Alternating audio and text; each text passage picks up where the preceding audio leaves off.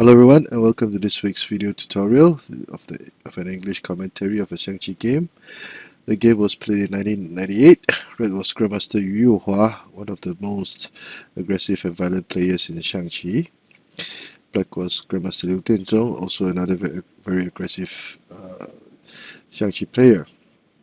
This match was played in 1998. Both were not grandmasters at that time. Yu Yuhua became Chinese national champion in 2002. Grandmaster Liu Dianzhong managed to secure the points available, and incidentally, his best performance in the Chinese National Individual Championships was also in 2002 when Yu Hua won the event. So both players are very familiar with each other. So the commentaries here were provided in the book Dubious Positions and How to Attack Them by Grandmaster Zhang Qiang and Master Yan Wenqing. Master Yan Wenqing happens to be one of the disciples of Grandmaster Liu Dianzhong also. So without further ado, let us begin. Grandmaster Yu Yuhua started with the central cannon, and Black chose to use the screen house defense. Red chose the 7th pawn advancement variation, and Black countered likewise. Red still refused to develop his chariot and chose to develop his left horse instead for the 7th foul horse variation. Black chose to develop his chariot as a foul chariot, and the opening system was basically defined as Red chose to attack with the riverbank cannon variation, which is more subtle, less fireworks early in the game. Black consolidated the position, and Red moved his horse to the riverbank for an very early in the game. And Black would choose the central cannon. Would choose to develop his right chariot as a rank chariot. So the opening system was basically defined. Black developed the chariot as a rank chariot. Now this would allow him to coordinate the material on his side of the board. And usually Black would continue with R1 equals to 6 since this file would now not be an option. If he played R1 equals to 4, Red would play C5 equals to 6 and adjust his formation. Now Red played a rather unusual move of R9 plus 1. Now this move would seem to be in contradiction with his earlier move. It would seem to be out of sync. Now the reason for this is because Black had already developed his rank chariot, and he would be earlier in commanding this very important line. There were not many other better lines for Red to develop the rank chariot. Instead, it was recommended in the book that Red could have continued playing C5 equals to 6 or even C5 equals to 7 to continue his attack. And Red sacrificed the pawn. Since Red developed the chariot, Black decided to sacrifice a pawn to open up Red's defense. This demonstrated that Black understood the position very well and knew where the weaknesses were. Now, faced with this sudden and unexpected attack, Red made a blunder with C8 equals to 9, hoping that he could play C8 equals to 9, threaten the chariot, and then perhaps play R9 equals to 8, etc. to gain in position. He could also push the pawn forward later on. Now, this was an attempt to harass Black's material in order to remedy his mistake. Now, what would happen if P7 plus 1 were played instead? If he accepted the sacrifice, Black could immediately attack the horse that was not protected, and Red would be forced to trade material so early in the game. Now, H6 plus 8 would be suggested if Red tried to trade material in this manner.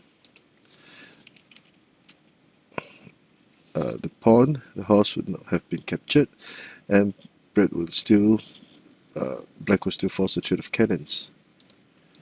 And after trading material, we can see that Black could have made much advances in the development of his material, whereas the development of red material was still had fallen far behind. So h6 plus 8 was advised. Black trade material.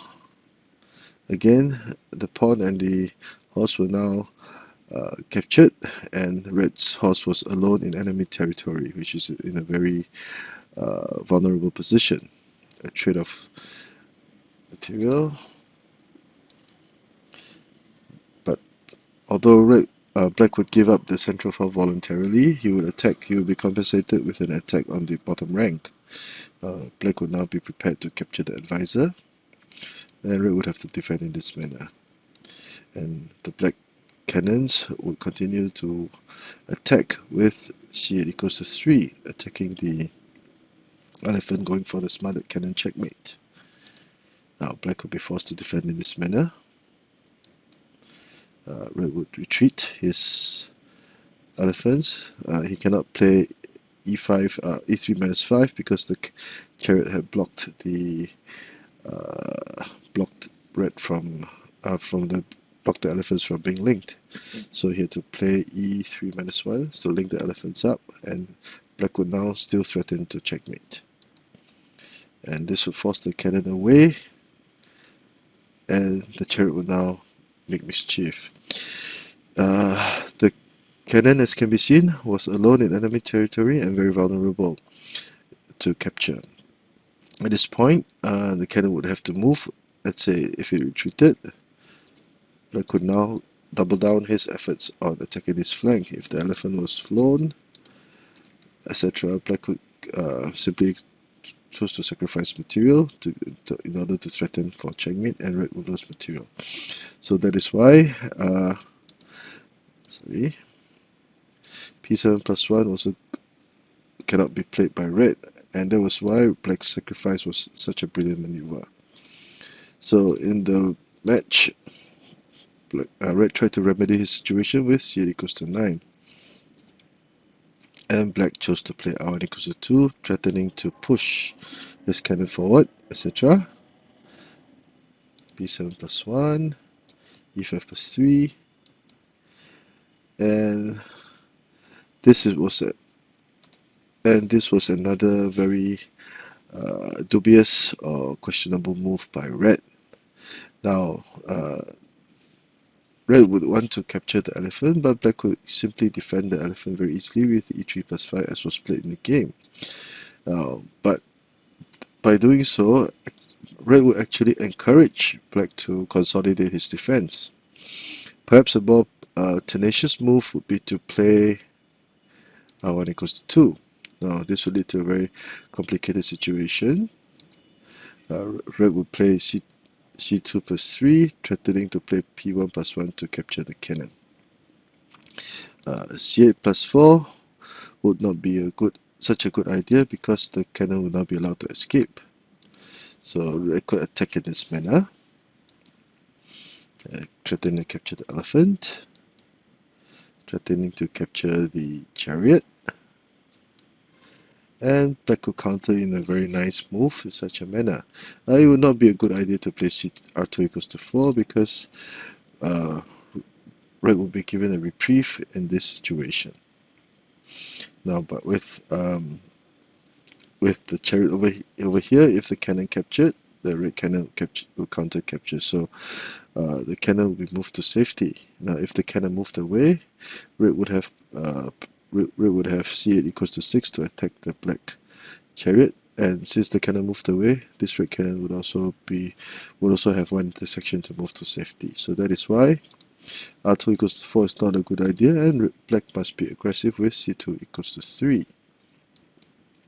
And after trading material, black would continue to threaten the red horse, and as can be seen, the position of red's pieces would still be horrible. Now, at this point in time, red will be forced to retreat his horse, and it is obvious that black would have gained the initiative at this point in time, but at least red will still be able to put up a fight. the game would not be decided as quickly as what went on in the game. So, R1 equals to 2 was advocated, but instead Red decided to play R9 equals to 7, which was quite questionable. So Black consolidated his defense. Red immediately moved his cannon to safety before Black could play c2 equals to 3. Black advanced his horse to the riverbank. Red finally developed his right chariot, but it was too late as Black would now apply a bind. This can be seen just by the 13th ply. Red had already moved his chariot several times, resulting in a loss of initiative. And Black would simply add more pressure. The spatial advantage that Black will be enjoying now is quite tremendous. So Red tried to link his chariots up so that he could trade material later on. Black tried to gain material with this move, threatening to play r2 equals to 3, followed by r3 equals to 4 to capture both pieces, getting a horse in this trade-off. Red would have none of it, and he would choose to protect his cannon in this manner. And at this point, Black took one move to consolidate his defense before he would go on a full-out attack. Now, Red continued with c5 equals to 9. The main idea behind this move was that he wanted to link his elephants up for further defense. It would not be a good idea to play c5 equals to 6, threatening to trade material, because Red would simply attack very violently with h4 plus 6, offering a trade of material, even sacrificing material in the process. Let's say Red accepts. As can be seen, Red's entire formation was in disarray. Black's defense would be more than enough for any potential harassment or attacks by the Red chariot, and the Black horse had a good line for development, and this Red's right flank was also under great pressure. So it would still be very difficult for Red to get himself out of trouble. So c5 equals to 6 is not advocated, and in the match, Red played c5 equals to 9. Now, Black took the opportunity to continue to develop material. Red finally managed to link his elephants up for some defense, but it was simply too late. Black could now offer the trade of material, trading away this very important red horse. And after trading away the black horse, the red horse, we can see that Red would not have any piece that crossed the river that could be a potential threat. If the cannon crossed, it would be a lone piece, and it would not be able to do much either. So the pressure by Black was mounting. In the match, perhaps the pressure was too much. Red made a serious blunder. Now the blunder was p3 plus 1, which resulted in a rapid loss. But other than this move, there would not seem to be any good options for Red at this point, because there was no way for Red to develop material. Black's army would slowly but surely advance and be concentrated near the Red King. Winning was but a matter of time at this point. After trading pawns, Black took advantage of his spatial of the space that was available and made this very powerful move. By advancing the horse over here, the black horse would now threaten to capture the red chariot. It would be protected by the black cannon also, and this move not only threatened the chariot, it also severed all the links between the red pieces at this point. So it would be very hard for Red to link his pieces, and because of this move, Red would not be prepared to trade cannons in this manner, as the cannon was now not protected. So red tried to salvage the situation by linking his cannons in this manner and blocking the black horse. But black had already anticipated this and chose to play very aggressively with r6 plus 3. Now this would be preparation for the final blow. The game was basically decided at this point. Uh, Red tried to salvage his situation by offering or sacrificing material. Now, what would h7 plus 5, oh sorry, h3 minus 5 be an option? The answer would be no. Uh, Black could choose either to play c2 equals to 5, or he could also consider r6 equals to 7 to simply capture trade material to gain the material. Because if red tried to capture the cannon, black would capture an additional elephant in this situation. As can be seen, black will still have the significant advantage. The horse will now be prepared to capture the elephant, and there will be many other options available for black. If c2 equals to 5 were played, black would defend in this manner, and red will simply capture the horse. Let's say black captured, and black would be prepared to go for the kill with after sacrificing the chariot. The black horse could also capture the elephant. There will also be an option of c8 plus 3. Now, red cannot hang on much longer, and that was why e3 minus 5 would not be a viable option. So that was why red tried to play r7 equals to 2, hoping that black would blunder, but as was the case, it did not happen. Black simply grew from strength to strength, chose to attack the elephant and move his cannon to safety with this move. Yeah. Red would gain material. But again, it was too late because now black would threaten to sacrifice his chariot for a kill over here. And seeing that this was a hopeless situation, red finally threw in the towel and resigned. So a short recap: red central cannon, 7-file horse versus the screen house defense. So far so good. And black continued with the right rank chariot variation. Unfortunately, red made a very tiny or even seemingly insignificant questionable move with this move. And black immediately opened up red's defense with this sacrifice. And red tried to harass his way back into the gate, but it was too late. Another questionable move, whereby black would now consolidate his defense. He will not have to worry about any potential counterattacks by red. As can be seen, black will now command a huge and tremendous special advantage. Both the chariots are locked in, and black was now attacking. The black cannons look very, very threatening. Red tried to link his chariots to offer some support to this flank.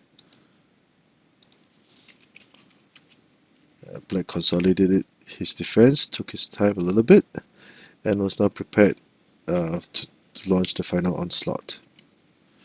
An attempt to link the elephants up, but it did not do much because the black pieces were simply all over the place.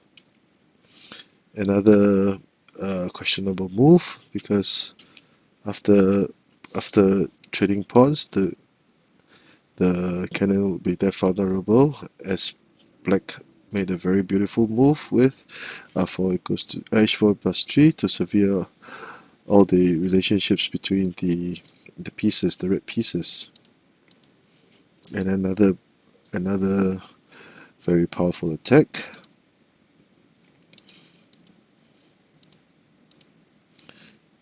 And red resigned. I've always been a fan of Grandmaster Liu Dianzhong and Grandmaster Yu Hua. This is quite a good example of how a tiny mistake in the early phase of playing, say, R9 equals to 1 could have so many major repercussions. I hope you've enjoyed this commentary as much as I did, and if you like the work that I have been doing, please subscribe to my channel and give me a thumbs up for the video. Thank you.